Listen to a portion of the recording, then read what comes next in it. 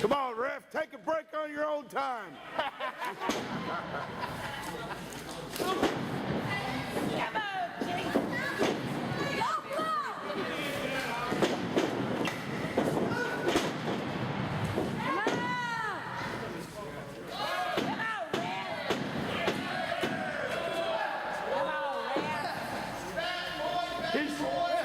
He's sleeping on your time too, Cheech. Come on, ref.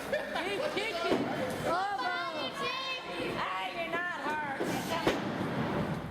I could have took that ticking and kept on ticking. Come on, man. Come on. What's up, love? Come on, ref. Like this. You got nothing to steal my beer. You can't do the job. I'll get in there and do it.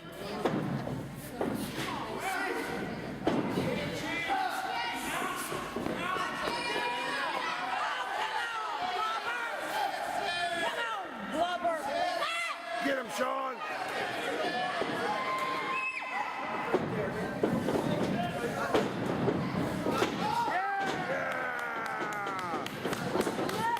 Come on, Ralph.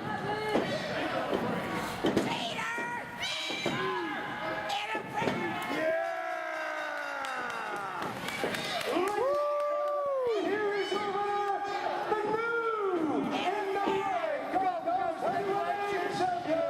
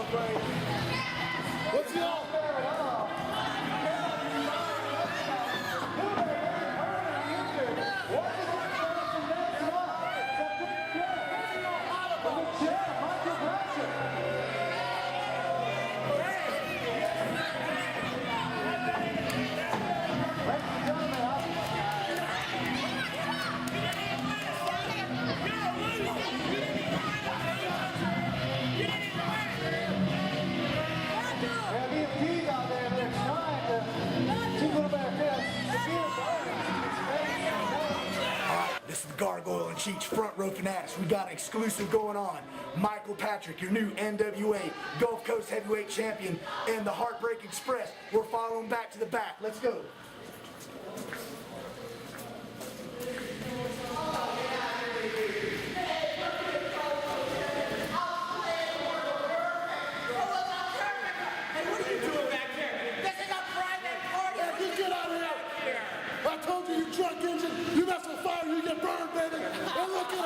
Sometimes to get to heaven, you gotta go through hell. And I told you to do it. And bro, look at it right there. Look at it right there. Oh, yeah, you gotta show it there. Yeah, in your face. You see that? That's right there. A lot of people around here aren't familiar with what the NWA stands for. The three of us, Man, we grew up on NWA wrestling. That's right. These 3 letters mean more to us than any WWE contract, any chance in TNA. That's because right. we're all about tradition. Yeah. We're all about the history of professional wrestling. And tonight, brother, Plan A. Yeah. Came off without a hitch. Hell yeah. And we proved that we are the 3 best wrestlers, not only in the NWA, not only in the Gulf Coast, baby, but in independent wrestling worldwide. That's a beautiful so I'm going to tell you what. Step 1, bring home the Gulf Coast Heavyweight Championship. Step 2, the Gulf Coast Tag Team Championships. Yeah. What you're about to see, the 3 of us consider a renaissance. It's time that wrestling got taken back by the wrestlers, not the sports entertainers, not the high flyers, not the wannabes who don't know anything about wrestling. You're looking at a renaissance right here, baby. 3 strong, 3 long. And Mike, when I saw you pin him right down there, 1, 2, 3, clear as crystal, easy as pie, and brought a tear to my eye. Pardon me, guys. Hey, you know what? We're going to go celebrate. You chumps, get out of here. We'll be over at the La Quinta, room 300, partying all night long, baby. You're welcome. This is just the beginning. NWA Gulf Coast, we're taking over.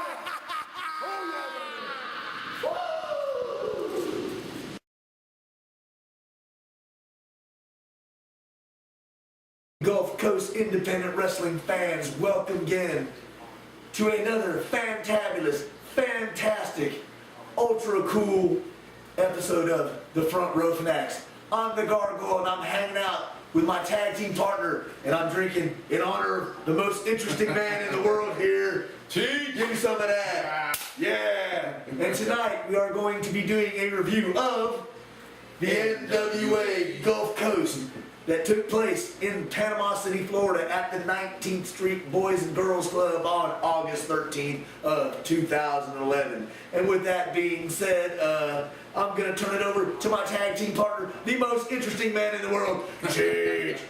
I can tell you that if you missed this show, you definitely missed another good quality show on the Gulf Coast. These guys are really setting the trend here on the Gulf Coast and putting on a good quality show with great wrestlers from other areas that's not the everyday face that we all see at different promotions along the Gulf Coast, which is great. I love seeing new faces, and especially when they've got the talent. You know, that's the good thing.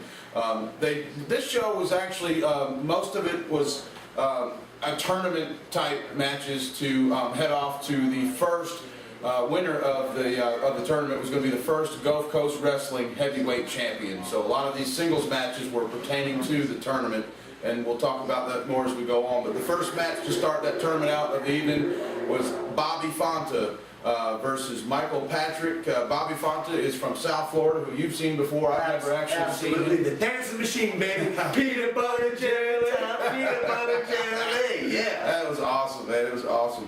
Of course, Michael Patrick, who at one time was from this area. It was good to see him again up there. Right. Now, this match for me, it was a great way to start the show. You know, Fonta, in my opinion, being of a cruiserweight size, right. Held his own against the big man of Michael Patrick. Absolutely.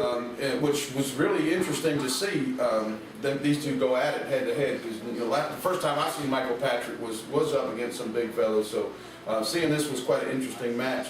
When you've seen Bobby Fonta before, was he going up guys or people his size? He wrestles. He was at one time. You know, if you check out one of our sister sites, wrestling911.com. Bobby Fonta was ranked as one of the top 10 cruiserweights in the state. He can go with the high flyers and the guys of his own size, but then he's also fought giant guys like Biff Slater and ASW. They had a feud going for a while. So Bobby Fonta takes on all comers. Big and tall, you know, it doesn't matter size. If he's in there ready to give it 110% to entertain the fans and to gain the victory in there. So I like Bobby. He's a good guy. Quality individual as well as a quality wrestler against Michael Patrick, you know, another good guy from our area who's migrated down south to where, shall we say, the competition and the quality of wrestling, in my opinion, is a little notch above than what we're used to seeing here on the Gulf Coast. Great opening match to start the show. I was glad to see both of them. Really good to see Bobby. I haven't seen him in a while, but he hasn't been down to Central Florida in a while, so I thoroughly enjoyed the match. Yeah, like I said, he held his own against the big man.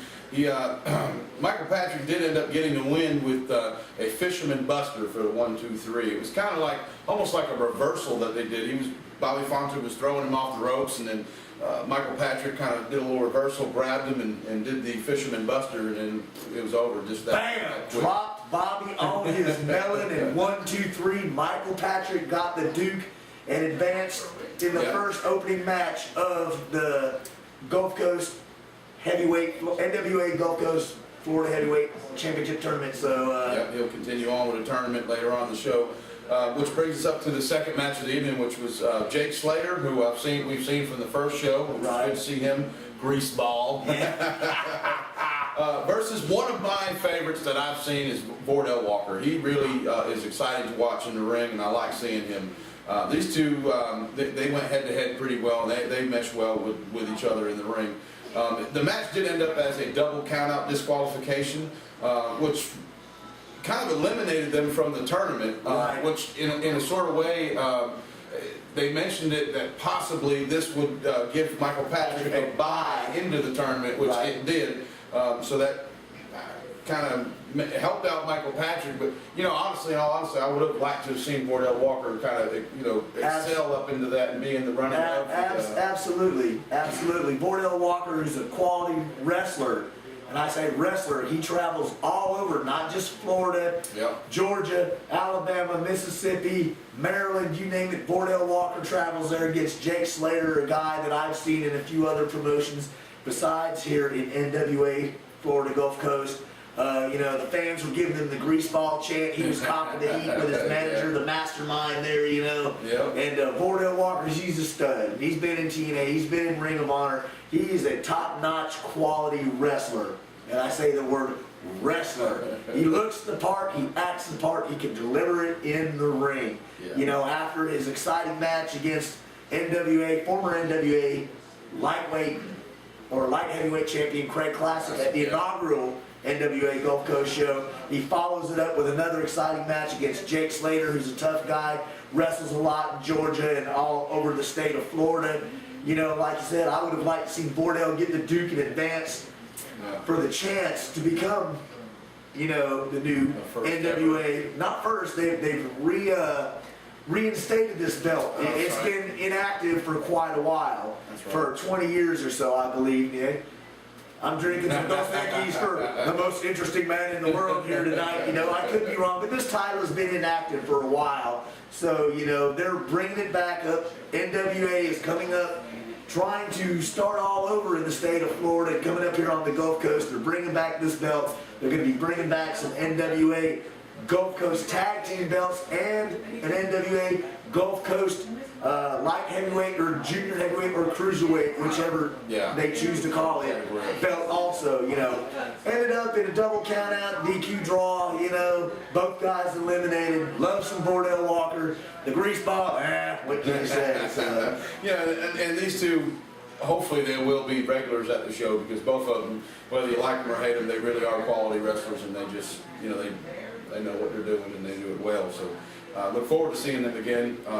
At least Vordell Walker, Jake Slater, come and go, but Vordell Walker. People can take or leave the greaseball, but we want to see some more Vordell, man. Which, followed up with the third match was the Battling Bill Weaver, who is another Gulf Coast veteran. And Battling one was sporting the guns, baby. He was looking buff. That's right. It's cool. Runs his hands through his head and goes like this, and a couple of the kids in the crowd were going like this, just giving him some heat, so that was kind of fun. But Battling Bill Weaver went up against somebody. I've never seen Bill Weaver, but I've known of him, and I've seen some matches of him. But a newcomer that I've never seen also was Trey Mendez, who came from South Florida, I believe, but he's originally from upstate New York, so we had a chat and some things in common. But these guys went at it. Trey's, not a very big man, but he's a big statured kind of guy. Solid. Not near as thick as Battling Bill Weaver, though. That guy he's a wall of muscle, this guy. Built like a brick shit house, baby, as they say. I mean, he's just powerful. And, of course, with that power, it caused Trey Mendez to tap out. Couldn't go any further, just tapped out. which was cool because he actually got some help getting out of the ring by one of the Barlow twins that go to wrestling a lot around the Gulf Coast area. Absolutely. But this match was pretty good, which puts Bill Weaver in the running still for this tournament, because this was part of the singles matches. All of them, I believe, were tournament matches. So this advances battling Bill Weaver to go on to the rest of the evening for the tournament. Now, Bill Weaver, where does he normally? Isn't he at is it GAWF or what's the GAWF or the Florida Guild? That's right. Guild Wrestling in the Tallahassee area. Yeah. Storm Goodland, even though I still think FSU sucks, I still like you, buddy. But, and you know, Bill Weaver travels around too. He wrestles a lot also in Georgia, southern Georgia. So, you know, another well-traveled guy with experience. You know, he's got the look, got the credentials, so, I mean. Hey, he reminds me of a guy that hasn't met a mirror that he didn't like. Well, if he was as buff as bad as Bill, he'd like looking in the mirror too, I mean.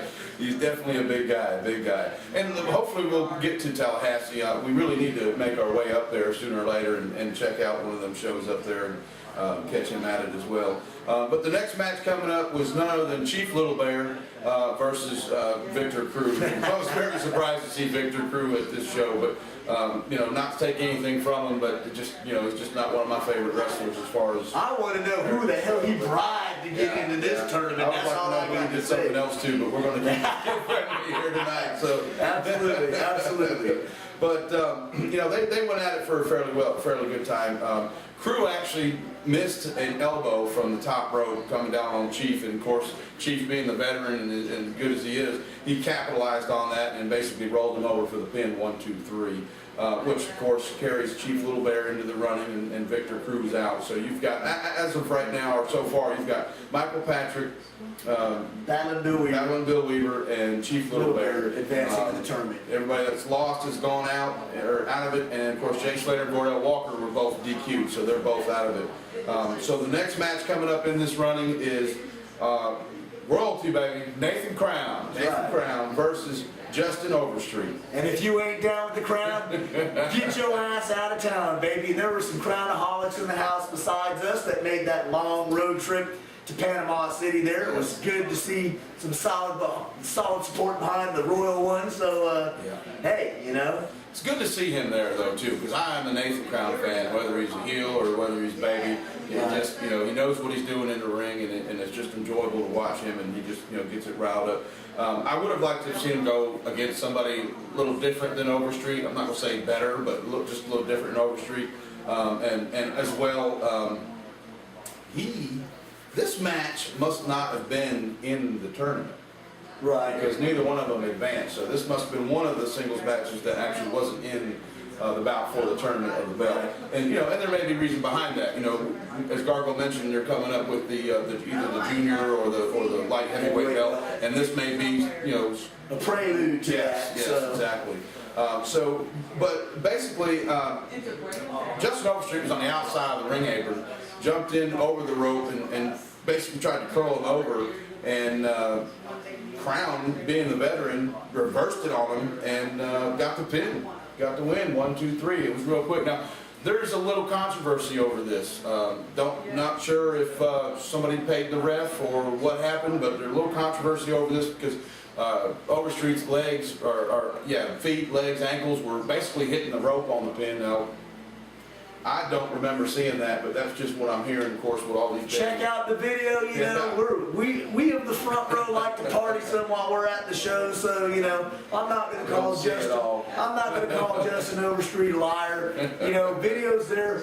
Watch it on FrontRowFanatics.com, GulfCoastWrestling.com. Like both of those pages on Facebook.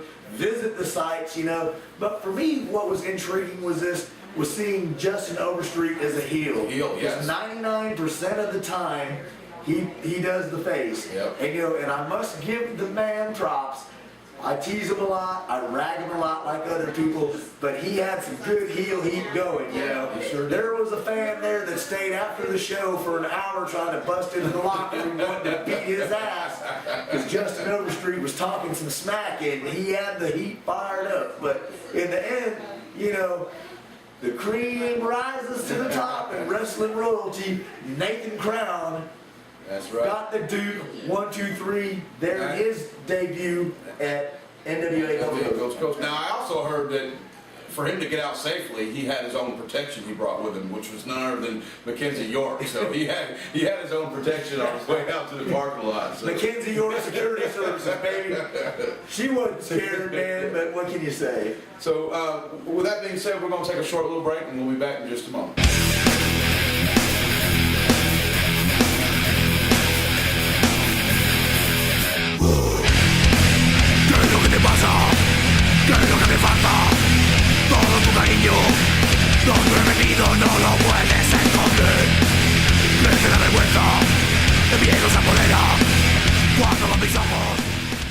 Alright, good evening Gulf Coast independent wrestling fans. Welcome once again to the Front Row Fanatics as we are continuing our review of NWA Gulf Coast show that took place on August 13th in Panama City, Florida at the 19th Street Boys and Girls Club. And before we get rolling on into continuing this review, we'd also like you to check out some of our sponsors you'll see at the beginning of the video. Also, another sponsor, Panama City Roller Derby. You can see them at PanamaCityRollerDerby.com, I believe. I'm drinking Heineken now. I'm swapping. Check out women on roller skates beating each other up. That's a new fad coming around. They've got it here in Milton, Panama City, and surrounding cities. I'm going to check it out myself. It ought to be a pretty hot little deal there. So Absolutely. Babes on skates fight. Hey. Also, be sure to go to Facebook, Front Row Fanatics, and GulfCoastWrestling.com and like both of those. You know, we're trying to crank up for 300 likes apiece here by the end of the month. So come on, fans, show us some love, get some support, hit that like button. Now, with that being said, I'm turning it over to the most interesting man in the world, Cheech. all right, we left off where it was the beginning in the event where we got some a tag team match. It was the Mercenaries. Come from down South Florida as well, and I believe you've seen them in other areas down there, versus the Night Creatures, Bat and Wolf, who are older tag team from other areas in the Gulf Coast area. Went up against Mercenaries, which pretty much, it was a beatdown. Absolutely. The Mercs handed out a well-deserved beatdown.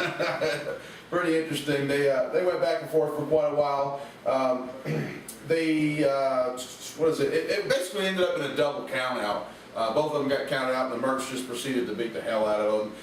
Guys from the back had to come out and break it up, and they were just full of anger and ready to beat somebody down. And Bat and Wolf, unfortunately, were at the wrong time, or the wrong place for me at the right time. Yeah. For them at the wrong time. So, they were the recipients of a veterans versus not as highly qualified tag team opponents beatdown. The Mercs have been around for a while. They're holding an NWA Central Florida Wrestling Tag Team Champions against Bat and Wolf, who've been around this area for a long time, wrestling in SPW, which I will honestly say, shitty pro wrestling. Yeah, I don't care, Ivy, you know.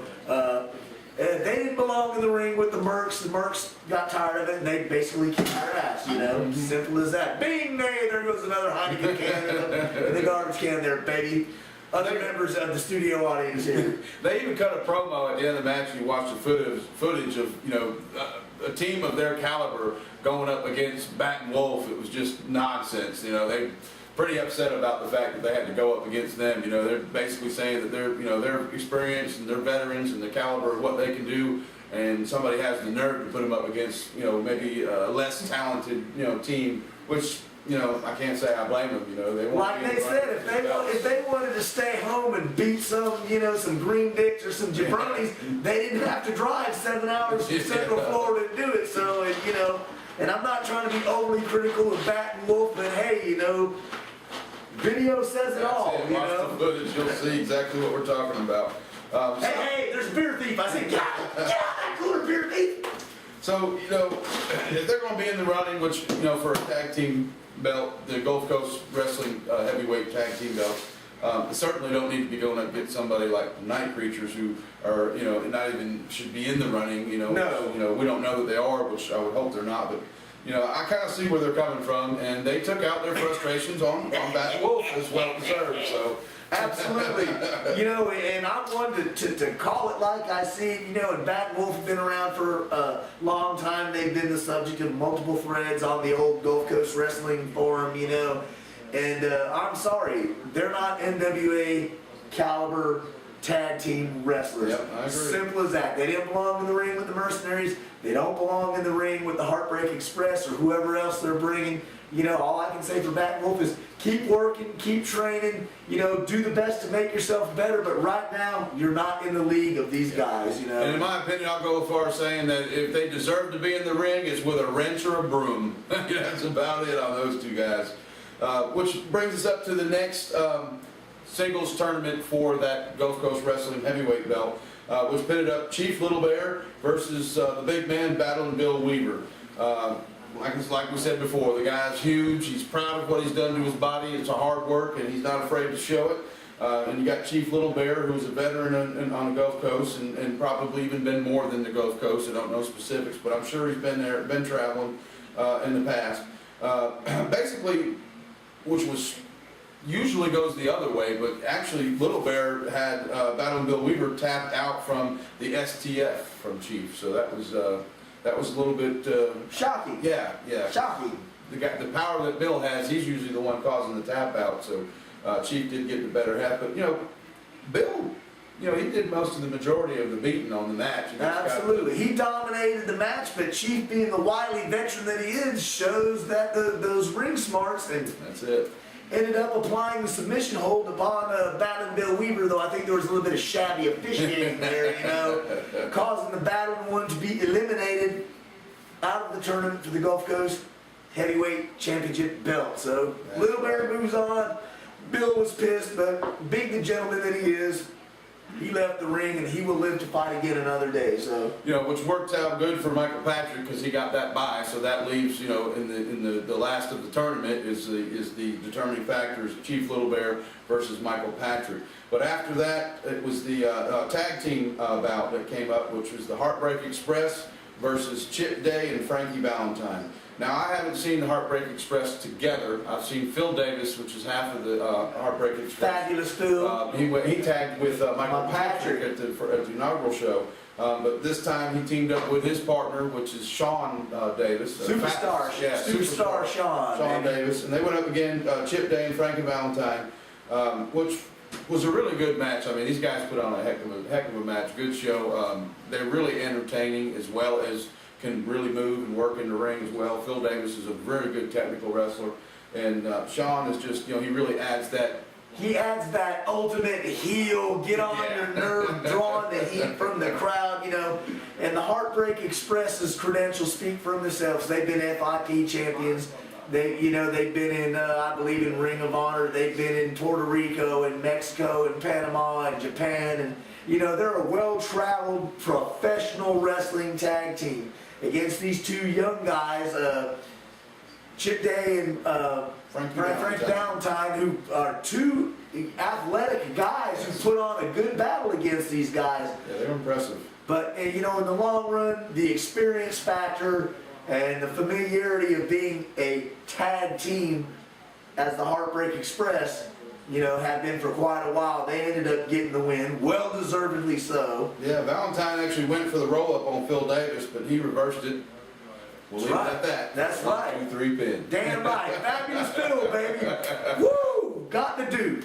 Which was awesome, man. You know, as they said in the promo that we got on the videos, they are taking over Gulf Coast Wrestling. So, you know, could they be the next tag team champs of Gulf Coast Wrestling? Maybe so. They say they're taking over, and by taking over, that includes the gold. So That's we'll right. see what happens. They said one belt at a time. They've got the first one in their grasp with Michael Patrick as the Gulf Coast Heavyweight Champion. The tag belts, they say, are next, and who knows what's going to happen. But with the Heartbreak Express, you better watch your back and be on your toes. You know, they might even add another person to the clique and get the junior weight belt. This is true. You never know. They can have their own little faction. As they said, they plan to dominate NWA Gulf Coast. Yep. So fans, be excited. This is a high high quality, high caliber wrestlers that you're having here, man. I'm really excited that the promoters at NWA Gulf Coast are bringing in talent from other areas, talent that has had experience in more prominent promotions such as TNA, such as Ring of Honor, other factions of the NWA around the country, man. You know, I'm really excited about it, and I can't wait to see what they got in store for the fans next. That's right. Now, you don't have to take our word for it. Come down and check out the next event that they're putting on. Of course, we'll put it up on our websites, GulfCoastWrestling.com, FrontRowFanatics.com. It'll be all over Facebook. You know, today's world, you can't miss it, you know. But no excuse for missing it. Yeah, just because you don't see a name that you recognize on the card doesn't mean that you're not going to like the show that you're going to get. Absolutely. These guys are quality wrestlers, and it is exciting to watch them. And I believe that. You know, I really hope that fans take the time. If you see the card posted and you're not familiar with the guys, hey, it's a high-tech world. Get on the internet, do some research. Google the name. You know, NWA is bringing in, I mean, they've had the Dark City Fight Club, high quality, NWA tag team, you know, they had the Sheik, you know, he was the 0-1 and NWA heavyweight champion, you know, 2 titles. Craig Classic, the light heavyweight champion. Hate Junkies, Heartbreak Express. These guys are world renowned, traveled, veteran wrestlers. Nothing Puerto Rico, against Mexico, Japan. absolutely. I mean, Nothing against the guys we see in the Gulf Coast all the time. But fans, there is something else out there besides the same old stuff that you see, you know, every Saturday around here. Like I said, we love our local promotions. We support our local guys, and we want to see them rise to the next level. Well, here's a chance. Bring yourself over to NWA Gulf Coast. Step in the ring with some of these more well-known guys. Not only are you going to get experienced wrestling, high-quality competition, you're going to get more exposure. You can make some connections that could help you rise to that next level, man. I'm really excited about the NWA Gulf Coast. Me too. And, you know, they're accepting bookings. Ron Hyatt is on Facebook. He's posting his email, his personal email. They are accepting bookings. You know, if you think you got what it takes to run with the NWA here in Gulf Coast, send them an email. Try to get booked. You know, getting booked on this show is going to help you travel to other shows. Get to know some of these other guys, and if they feel that your quality is in their league or close to it, they'll spread the word and help you. You know, and I'm sure you know that, but just we want to see some more of you guys get involved in NWA, as well as fans, not just wrestlers, fans too. Absolutely. Come check the show out. You won't be disappointed. This brings us up to the main event of the evening, which pitted up Michael Patrick versus Chief Little Bear, winners of the tournament. This match was a good match. These two, you know, they're 2 big men, and both of them got experience. They went hand in hand. No green dicks here. Yeah, exactly. Little Bear put on a fairly good whooping on Patrick throughout the match. Not a beatdown, major beatdown, but he was majority of. He showed he's got what it takes to get the job done. He busted open Michael Patrick. Blood was flowing.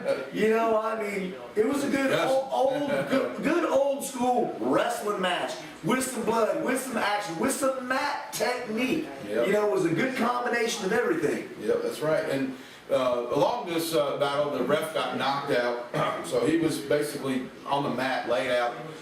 And it's such a big heart that the Heartbreak Express have. They come out to help, you know, come out to help the referee. I'm going to leave it at this. You watch the footage and make your own judgment. The Heartbreak Express came out to help the referee, tried to help him up, revive him, you know, wake up, get the match, you know, take control of the match. And before you know it, Michael Patrick is to 1, 2, 3, becoming the first NWA Gulf Coast Heavyweight Champion. Damn Skippy, Couldn't be any better than that. Absolutely. A good night capping off, you know, a good match capping off a good night of quality wrestling.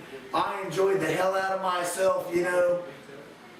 What more can you say? Yeah, it was good too, and some of these guys, they wrestled more than once, and you couldn't tell because they put on a show every match. Right, they were in condition. You could see there was no heavy breathing, blowing up guys, you know. Yeah. They were out there, they laid it out in the ring. Good quality wrestling, you know, watch the video, see the aftermath, what took place from the main event. Front Row Fanatics exclusive, baby, so I mean, hey. Check out all the videos. We got some good promos as well while we're there.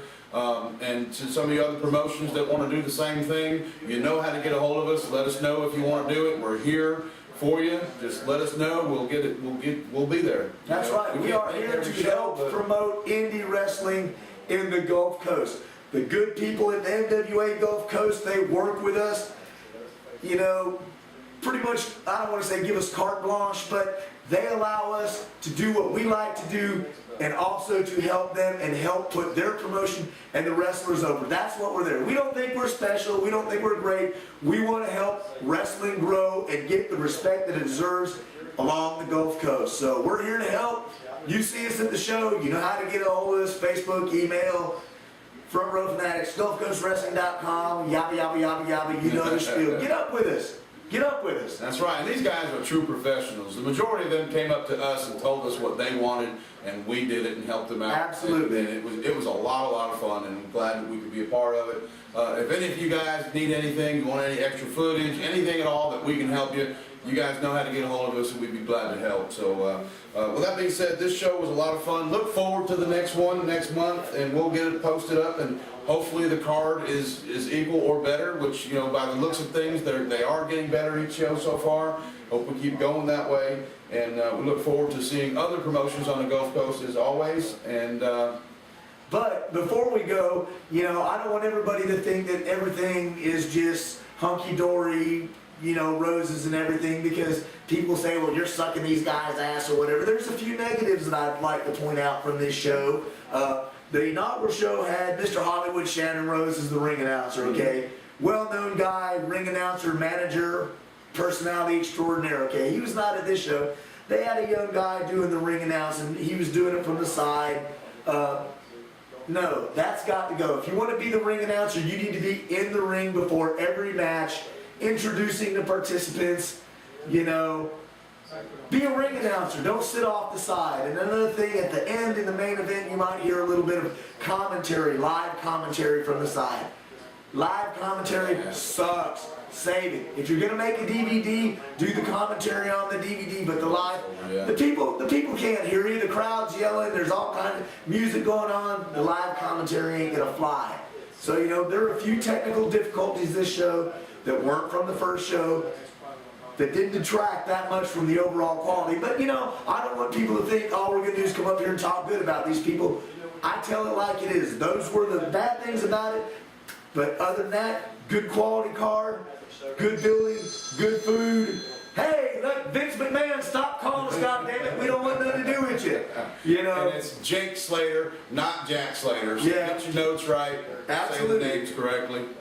That helps. So, but all in all, you know, NWA Gulf Coast, love them. I'm excited for them. Can't wait to see the next show. People, you need to be there and check them out, man. That's right. That's right. You know, the Boys and Girls Club also runs WIW in the same location. Yes, they do. If you're going and checking out the WIW shows, there's absolutely no reason why you shouldn't show up at these NWA shows, because they're just great quality, and you know, don't play favorites. Don't cheat yourself out of watching some good. Yeah, don't think that we're trying to shit on the WIW and hey, you leave them and come see this. See both shows. I mean, it's right there. Each show has a different product with different talent and different things going on. Support the NWA Gulf Coast. Support WIW there, man. In Panama City, you're a fortunate city that has two different promotions that can give you two different great quality shows, man. So support them both. That's right. They got a good website and they do some good promo videos too. Absolutely. Really good editing over there. So, well, with that being said, we'll see you in the front row.